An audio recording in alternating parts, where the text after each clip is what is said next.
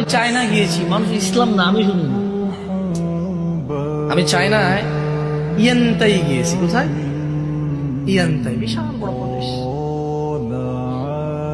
এখন খাবার দাবার খাবো, হালাল এই ওয়ার্ড, এই শব্দ যত জনকে জিজ্ঞেস করছি, সুবহানাল্লাহ, আউযু বিল্লাহি মিনাশ শাইতানির রাজিম, যত জনকে জিজ্ঞেস করছি হালাল, কেউ বোঝে নাই, একজন সিঙ্গেল ব্যক্তি বোঝে নাই। হয়তো কেউ কেউ বুঝতো, বাট আমি তার দেখাই পাই না, বাট আমি কাউকে পাই নাই। এরপর আমরা ইয়ান্তা থেকে গুয়াঞ্জু আসছি। গুয়াঞ্জুতে আসার পর আমি মানে সকাল মালয়েশিয়া থেকে আসলে ওই চায়না ফ্লাইটে যাওয়ার পরে তারপরে ইয়ান্তাইতে নেমে বেশিক্ষণ অপেক্ষা করিনি আমরা। এয়ারপোর্টে কিছু খাওয়ার জন্য চেষ্টা করছি, কিছুই পাই নাই, ক্ষুধার্ত ছিলাম।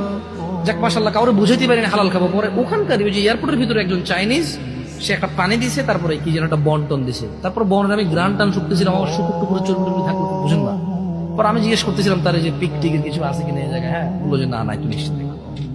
বাট তারপরে সে বোঝে নাই আমি কেন এটা অ্যাভয়েড করতেছি। সে বললো যে I don't understand why you avoid this. সে বললো যে তুমি কেন এটা অ্যাভয়েড করতেছো, বুঝতেছে না। পরে ওই যে যাদের কাছে, যারা আমাদেরকে রিসিভ করছে ফ্যাক্টরি ভিজিটে, ওরা এর আগে যত বাংলাদেশের আসতো সবাইকে একটা স্পেসিফিক রেস্টুরেন্টে নিয়ে গেছে, খাওয়াইছে।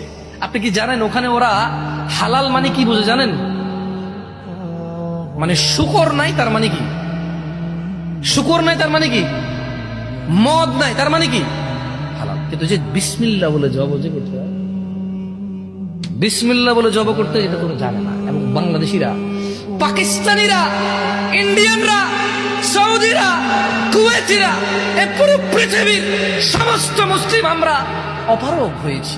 আমরা ওদের কাছে গিয়েছি, কিন্তু আমরা ওদেরকে বুঝাইতে পারিনি যে ইসলামে বিসমিল্লাহ বলে আল্লাহর নাম ব্যতীত যদি কোনো পশু জবাই করা হয় তা খাওয়া যাবে না। এই মুসলমানরা যারা যায়, তার মানে সবার কথা জানে না, কেউ কেউ হয়তো খাইছে, ও শুকর নাই, মদ নাই, ঠিক আছে খাও।